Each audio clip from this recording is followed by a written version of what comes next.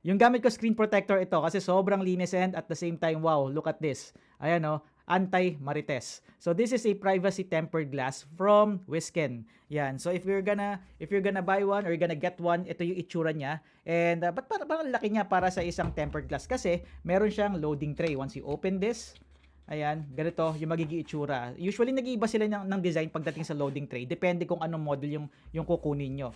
Depende kung privacy, matte, or glossy. And usually kasi pag bumibili ako sa labas ng mga mumurahing mga tempered glass, ang nangyayari parang pagtagal parang madikit. So, sobrang icky ng feeling. Pero ito, very smooth. Tsaka ang ganda ng pakiramdam pag ini-slide yung daliri. Ayan, oh.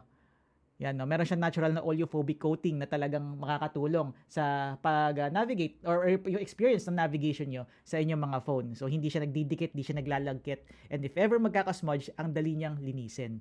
Ayan, no? At saka anti-chismoso at chismosa, yung mga favorite natin sa mundo. So, if you're looking for one, this one I definitely recommend. And I will link this in this video para makapili kayo ng kung ano yung prefer ninyo na screen protector for your phone.